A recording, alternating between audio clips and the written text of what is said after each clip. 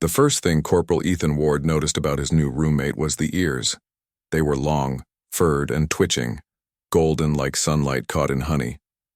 They moved every time she blinked, every time she breathed. And when she spoke, her voice had that soft, melodic echo that made him forget for a moment that she wasn't human at all. Her name was Lyra, from the Tyrant species, a race known for their curiosity and gentle nature. But none of the reports, none of the academy briefings, could have prepared Ethan for the real thing. She stood in their shared dorm room, tail flicking nervously behind her, while he dropped his duffel bag on the floor with a tired sigh.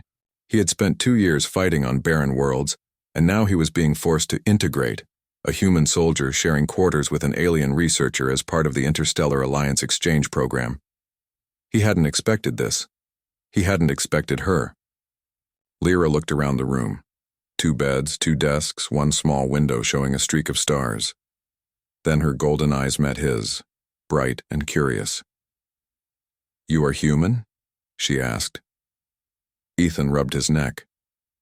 "Last I checked." She tilted her head, ears twitching. "You are smaller than I imagined," he frowned. "Thanks, I guess."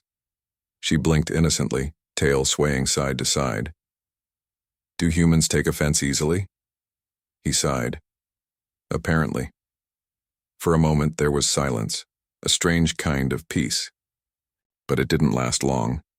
Lyra began scanning the room, touching everything with the wonder of a child discovering the world for the first time. She stopped at his folded clothes. "Why do you wear so many layers?" "Because space gets cold," he replied. "But the room has temperature control." "It's habit," he said, realizing how ridiculous it sounded. Her ears perked. "Habit?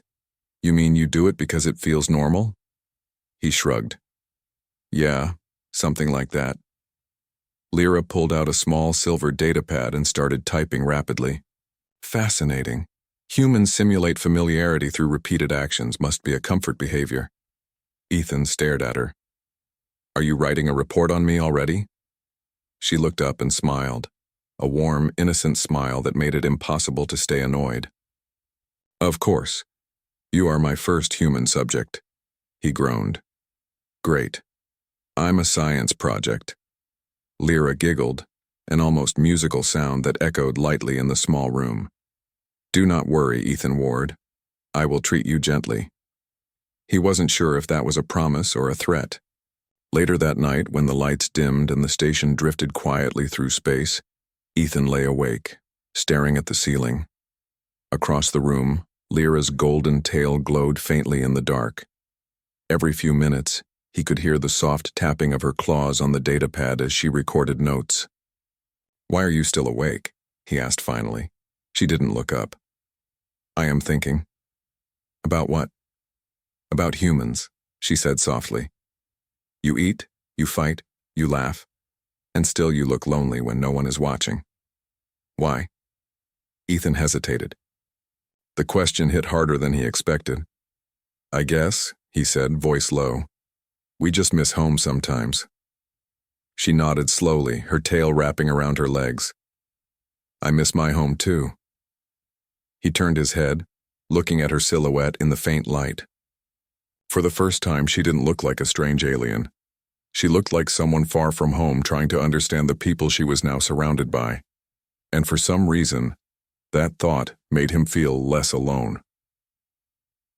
The next morning, Ethan woke, up to find Lyra crouched beside his bed, eyes wide, studying his face. He nearly jumped out of his skin. "What the hell are you doing?" "Observing," she said quickly. "You make strange sounds when you sleep.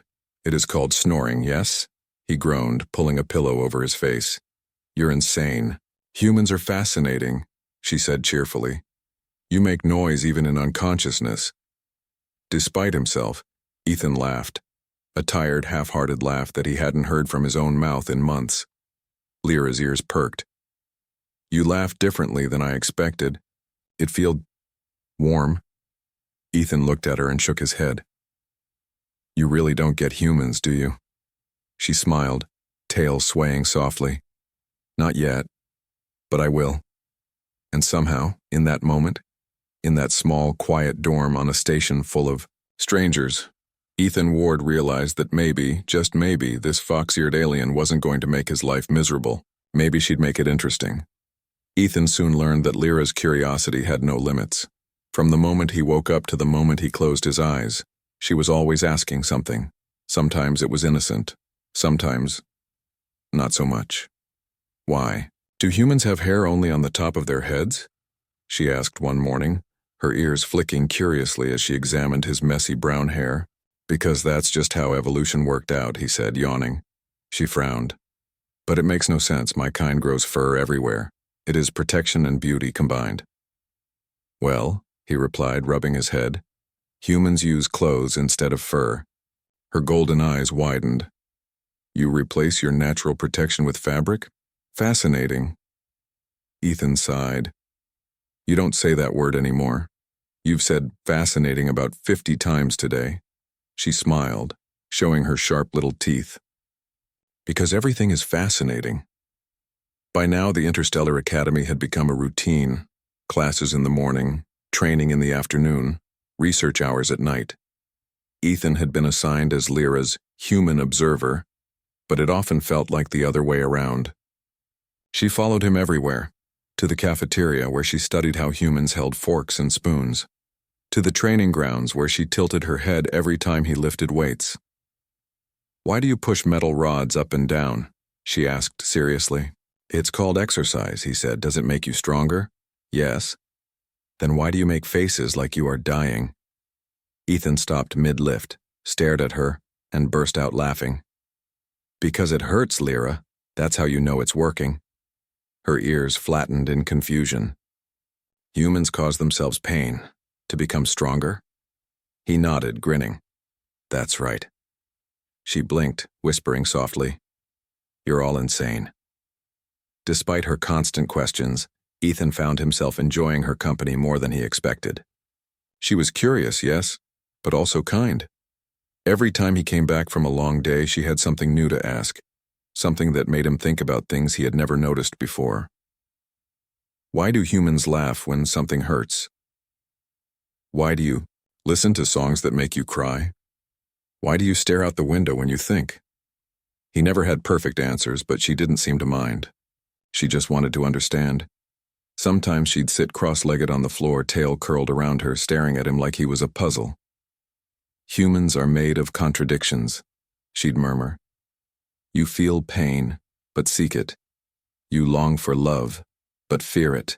You have so much power, but you always look lonely. Her words hit deeper than she probably realized. Ethan didn't reply. He just smiled faintly and changed the topic. But deep inside, something stirred, a warmth he hadn't felt in a long time.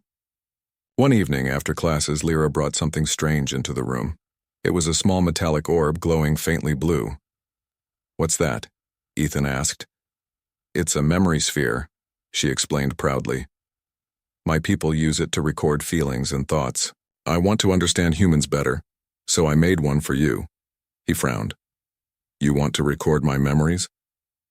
Only the ones you wish to share, she said softly. Maybe a happy one? He hesitated. Happy memories were rare for him. Years of war had burned most of them away. But Lyra's hopeful eyes made it hard to refuse, so he placed his hand on the orb. For a moment he thought of his little sister on Earth, her laugh, her hugs, the way she called him Eddie. The orb glowed brighter, filling the room with soft golden light. Lyra gasped quietly. It feels warm, she whispered. Human memories have warmth. He looked at her, smiling sadly. Yeah, that's what we hold on to when everything else gets cold. Her tail flicked gently and she whispered, Your species carries light in their pain. That night, Ethan sat on his bed thinking about her words. He watched as she fell asleep, curled up like a fox, her tail wrapped around her like a blanket. She looked peaceful, innocent. It was hard to believe that just weeks ago he'd been annoyed by her questions. Now he almost missed them when she went quiet. He whispered softly into the dark. You really don't get humans, do you? But she stirred in her sleep and murmured back, half dreaming, "Not yet. But I will." Ethan smiled. For the first time in years, he didn't feel like just another soldier or another human. He felt seen. And maybe that was what made Lyra so different. She didn't just want to study humans. She wanted to understand them, their hearts, their fears, their strange, burning will to keep going. And Ethan had a feeling she was going to find out. The station had been quiet for weeks. Life had fallen into rhythm. Classes, meals, Lyra's endless questions, and the soft laughter that often followed them. But peace, as Ethan knew too well, never lasted long. It began one evening when the stars outside started to flicker, tiny points of light vanishing behind swirling clouds of electric blue. A cosmic storm was approaching. The intercom announced emergency lockdown procedures, and the hallways filled with nervous whispers. Ethan and Lyra were ordered to remain in their dorm. The walls hummed faintly as the storm's energy hit the outer shields. At first it was almost beautiful, like blue lightning dancing across the glass. But soon the lights began to flicker. The hum grew louder, almost angry. The room shook gently and the air grew cold. Ethan glanced toward Lyra, who was sitting at her desk, staring at the window with wide eyes. Her golden tail had gone completely still. "Hey," he said softly. "It's okay." "The shields can handle it," she didn't answer. Her ears were pressed flat against her head, her breathing uneven. "Lyra," then she whispered, almost trembling, I hate storms," he frowned. "You? The girl who loves everything?" She didn't smile. Her voice was small, cracked. "On my world, storms don't bring light. They bring death." Ethan froze. The words hung heavy between them. She wrapped her arms around herself. "When I was a child, we lived in a valley. Storms came every season, not like this, but worse. The air burned. The sky screamed. One day my brother went outside to rescue our gliders. The lightning took him before my eyes." Her tail twitched weakly and her eyes glistened with tears. "I can still hear the sound. I can still smell the air when he fell." Ethan didn't know what to say. He'd seen loss, friends buried under alien soil, comrades gone in a flash, but this was different. It wasn't a soldier's story. It was a sister's. When the next wave of thunder shook the room, Lyra flinched hard and covered her ears. Without thinking, Ethan got up from his bed, crossed the room, and sat beside her. He placed a hand gently on her shoulder. "It's okay," he said quietly. "I'm here." She looked at him through her tears. "You don't understand. I'm supposed to be brave, my people. We don't show fear." He gave a small, tired smile. "Then it looks like you've been hanging around humans too long. We're not very good at hiding it either." For a long moment, they sat there in silence. Just two people from different worlds, both carrying pain they didn't know how to explain. Then Lyra spoke again, voice trembling. "How do you keep living after losing someone? How do you smile again?" Ethan's throat tightened. He had asked himself that same question many times on long, lonely nights. "You don't forget them," he said finally. "You just carry them with you. Every step, every breath, they're there. You live for them." Lyra looked at him as if she was trying to memorize every word. Then slowly she reached out and placed her hand over his. Small, warm, trembling. "Your heart," she whispered. "It hurts so much. Yet it keeps beating. That's what I don't understand about humans." He chuckled softly, though there was no humor in it. "Yeah, sometimes I don't understand it either." The storm outside roared, shaking the walls. The lights flickered and died, leaving only the faint glow of emergency panels. Lyra's tail brushed against Ethan's arm, trembling like a living thread of light. Without saying anything, she leaned closer, her head resting gently on his shoulder. Ethan felt her heartbeat, quick and uneven. Neither of them spoke again. They just sat together in the dark, two souls holding on while the universe raged outside. Hours passed before the power returned. The hum faded, the storm slowly drifted away. Lyra had fallen asleep, leaning against him, her face peaceful for the first time since the storm began. Ethan didn't move. He just watched her, her soft breathing, the faint twitch of her ears, the quiet peace she found even after fear. And for the first time in a long while, Ethan realized something. This wasn't just an exchange program. It wasn't just a study of two species learning to live together. It was about healing. He had thought he was the teacher, that he was the one helping her understand humanity. But maybe, without realizing it, she was the one helping him remember what it meant to be human. The storm passed, but something in their small room had changed forever. Lyra wasn't just curious anymore. She was softer, quieter, and somehow closer. Ethan could feel it in the way she looked at him now. Her golden eyes no longer studied him like a science project. They watched him like he was something fragile, something worth protecting. In the mornings, she brewed strange blue tea from her world. It smelled like mint and sunlight. "I saw you drinking that bitter black thing every day," she said shyly one morning. "Coffee, you call it. This will help you more." He took a sip, pretending to think seriously. Not bad. Less bitter than my life." Lyra tilted her head, confused. "Your life is bitter?" Ethan chuckled. "That was a joke." She blinked. "Oh, humans laugh at their pain. That's one of the hardest things to understand." He smiled faintly. "Yeah, it's kind of our thing." She wrote that down on her data pad again, but this time she didn't read it aloud. She just smiled, quietly, like she was beginning to understand more with her heart than with her notes. Days turned into weeks, and the bond between them deepened in the silence between questions. Sometimes she'd sit near him while he read. Sometimes they shared meals without saying much, and somehow, those quiet moments felt fuller than 100 words. One night, while the soft hum of the space station filled the air, Ethan noticed Lyra staring at the stars through the window. "You miss home?" he said gently. She nodded. The air smelled different there. We could run for miles under red skies. The ground glowed at night. He leaned against the wall beside her. "Sounds beautiful." "It was," she whispered. Before the storms came, he didn't ask more. He didn't need to. He understood that tone, the quiet ache of remembering a world you couldn't return to. Then Lyra turned her head and asked, "Do you miss your home?" Ethan hesitated. He thought of Earth, of his sister, of the fields he used to run through as a boy. He thought of all the things war had taken. "Every day," he said softly.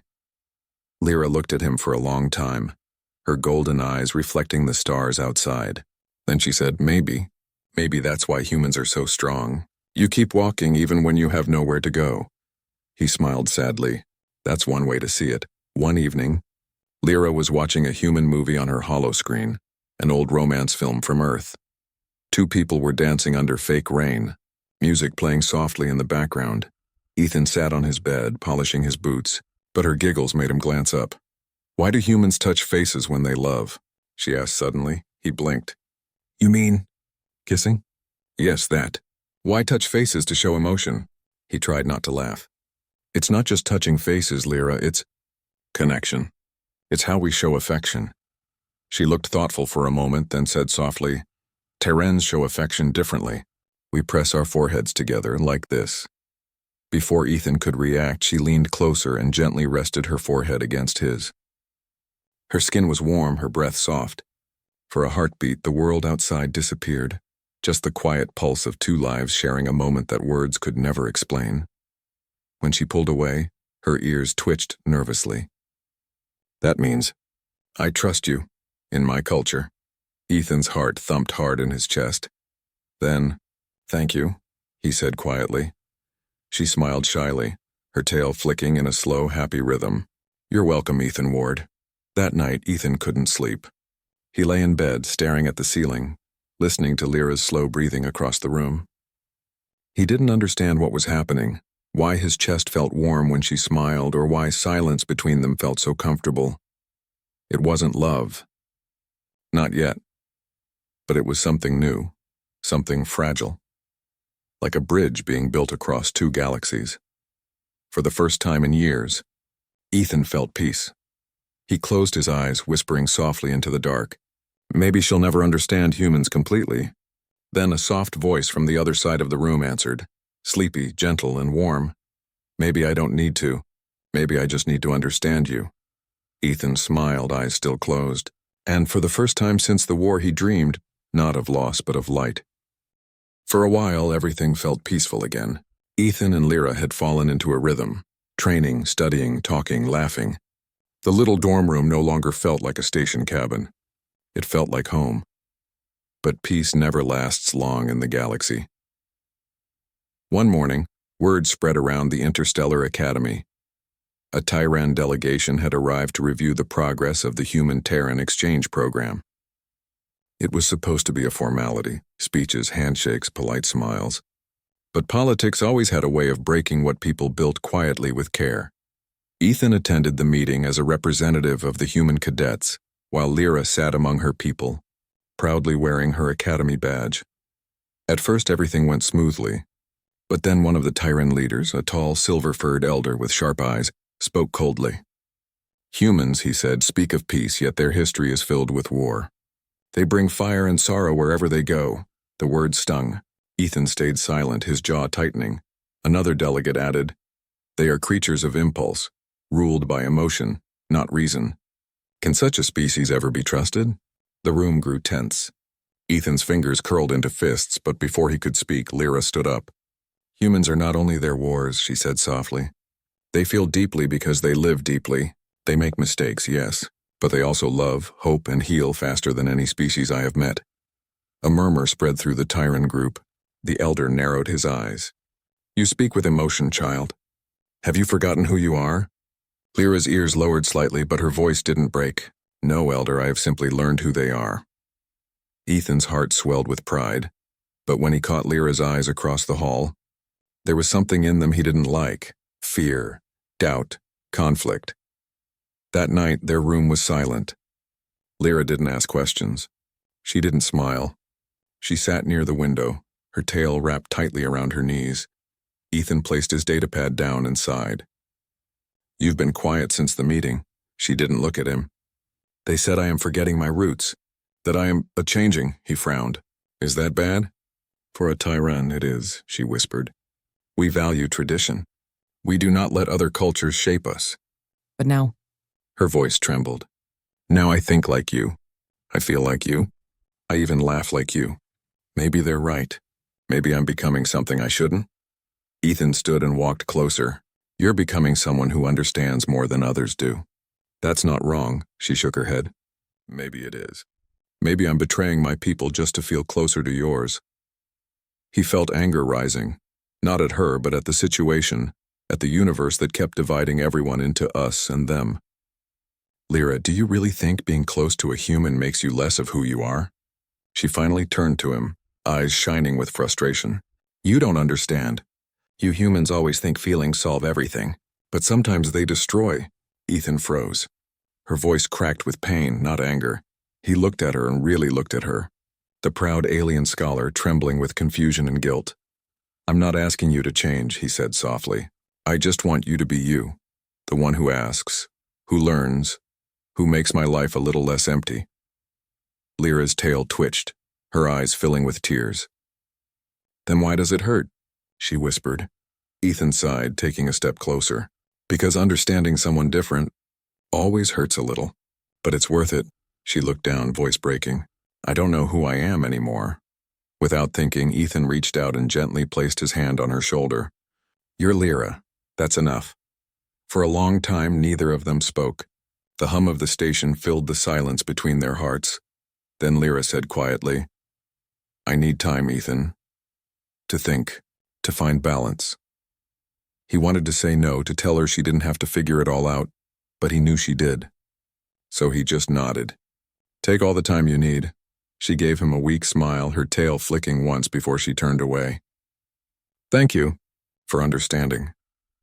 That night, Ethan lay in his bed staring at the ceiling again. The room felt colder, emptier. Across from him, Lyra sat by the window, watching the stars. The same stars that now seemed so far away. He wanted to speak, but he didn't. Some things were too fragile to touch with words. Still, before sleep finally took him, he whispered quietly into the darkness. "Humans don't always understand." "But we always care." Lyra's ears twitched. She didn't turn around. But a single tear glowed faintly in the starlight, and she whispered back, barely audible, "I know." Days turned into weeks, and the silence between Ethan and Lyra grew heavier than the vacuum of space itself. They still shared the same room, still breathed the same air, but something had shifted. something quiet and painful. Lyra no longer asked her endless questions. She stopped teasing him about his messy hair or his human music. She spoke only when necessary, her tone polite but distant. Ethan didn't push her. He just smiled when she looked his way, pretending he was fine. Pretending it didn't hurt, but it did. He missed her voice, her curiosity, the way her tail would swish when she laughed. He missed the warmth she brought to the cold metal walls of their dorm. Yet he knew forcing her to talk would only drive her farther away. Then one morning, everything changed. The academy broadcast a distress signal. A mining colony on the outer rim had gone dark. The command needed a small team to investigate. Ethan, being one of the top human cadets, was selected. It was dangerous. Unknown energy readings, possible pirate activity, but he volunteered without hesitation. When he returned to their room to pack, Lyra was waiting by the door. Her ears were flat against her head and her eyes shimmered with something she was trying to hide. "You're going," she said softly. Ethan nodded. "Yeah, just a recon mission. I'll be back in a week." Lyra's tail twitched nervously. "You always say things like that. You humans, you make danger sound so small." He smiled faintly. "If I don't, I'll just scare myself." She stepped closer, her gaze searching his face. "You could refuse. There are others." "You know I can't," he replied. "This is part of why I'm here, to show that humans can help, that we can stand beside your people." Her voice cracked. "And if you don't come back?" He hesitated, then whispered, "Then you'll have to ask the stars all your questions instead." Lyra's eyes widened, glistening. "That's not funny." "I wasn't joking." For a heartbeat, silence hung between them, heavy, trembling. Then she stepped forward suddenly and hugged him. Her tail wrapped around his waist, holding him tightly. "Humans are reckless," she whispered against his chest. "But you make me feel something I don't understand." Ethan's throat tightened. He held her close, his hand resting gently on her back. "That's called missing someone before they're gone." She pulled back slightly, ears low. "Then I hate that feeling." He smiled sadly. "So do I." The next day, he was gone. Lyra watched from the observation deck as the shuttle detached and drifted into the stars. Her tail hung still. Her claws dug into her palms. Something deep inside her, something wild and instinctive, screamed that she shouldn't have let him go. She tried to distract herself with study, with meditation, with work. But every time she looked at the empty bed across the room, her chest tightened. The scent of his soap still lingered faintly on the pillow. Nights were the worst. She would stare at the stars through the window and whisper softly, "Are you safe, human?" But the stars never answered. Days passed. Then came the message the mission had gone wrong. Ethan's shuttle was damaged during a skirmish with raiders. Communications were lost. The academy labeled him missing in action. Lyra froze when she heard the words. She didn't speak, didn't cry. She simply walked back to her room, sat by the window, and stared. Her claws trembled against the glass. "Missing," she whispered. Humans say missing when they still hope. That night she dreamed of his smile, tired but warm. She dreamed of his voice, calm and steady. And when she woke, she couldn't breathe. Something inside her broke. And for the first time, she understood what humans meant by heartache. The next morning, she stood before the academy's command desk. "I'm going after him," she said. The officer looked up sharply. "Cadet Lyra, that's not permitted." "The search team is too slow," she interrupted, her voice steady but her eyes fierce. "He is my partner, my human. And humans never leave their own behind. I learned that from him." Her tail flicked, her ears standing tall. For once there were no questions in her eyes, only determination. She turned and walked out before anyone could stop her. That night, the hangar alarm sounded briefly. A small Terran scout ship detached from the station and vanished into the dark sea of stars. Inside it sat Lyra, fox-eared, trembling but unafraid. As the stars streaked past, she whispered into the silence, "Hold on, Ethan, I'm coming." The search took 3 endless days.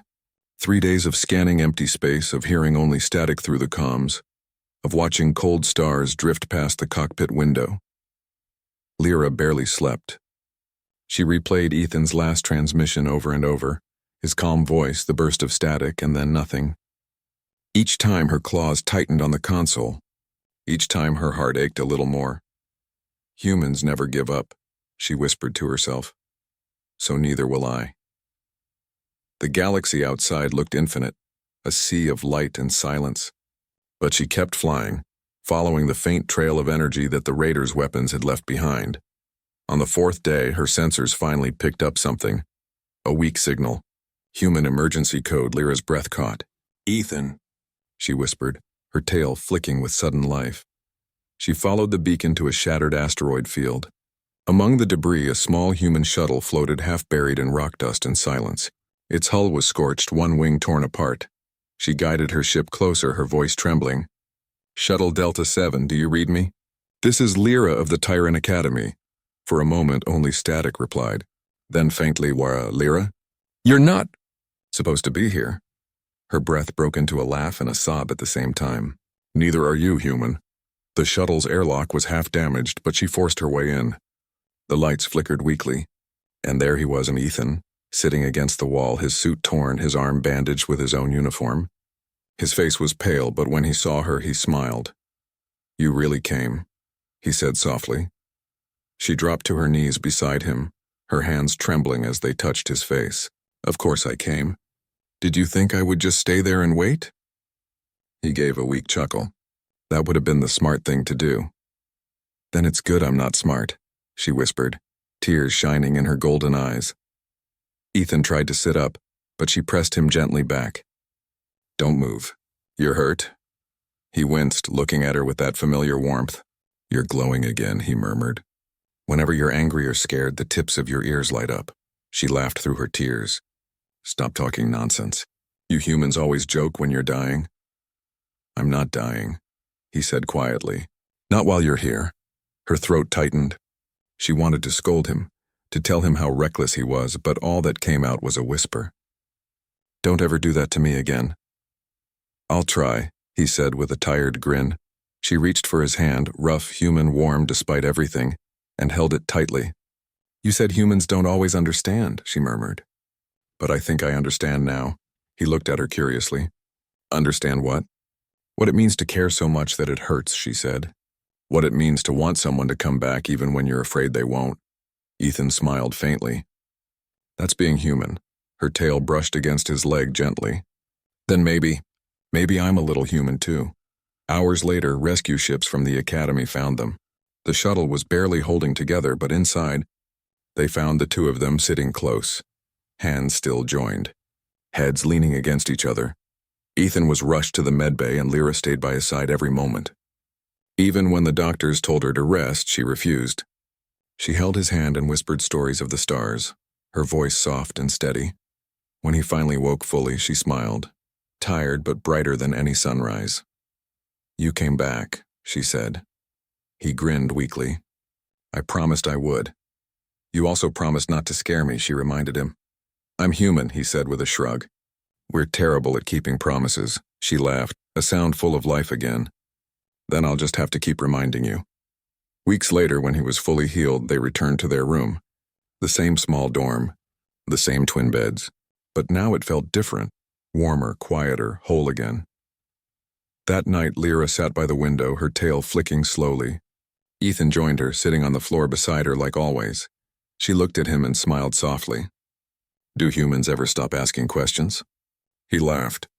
"You stole my line. Good," she said. "Now I understand what it means to be curious and to care." He leaned his head back against the wall, looking at the stars. "You know, Lyra, humans have a word for this. When you feel at peace even far from home, what is it?" she asked. "Home," he said simply. "It's not a place. It's a person." Lyra's golden eyes softened. She looked at him, ears lowering shyly. "Then I think I've found mine." Ethan turned, smiling softly. "Me too." Outside, the stars shone brighter, quiet witnesses to two hearts that had crossed the distance between worlds. For all her endless questions, Lyra finally understood one thing. Sometimes, the answer isn't written in books or science. Sometimes it's found in the space between two hands held close, and in the quiet heartbeat of someone who makes you feel like you belong.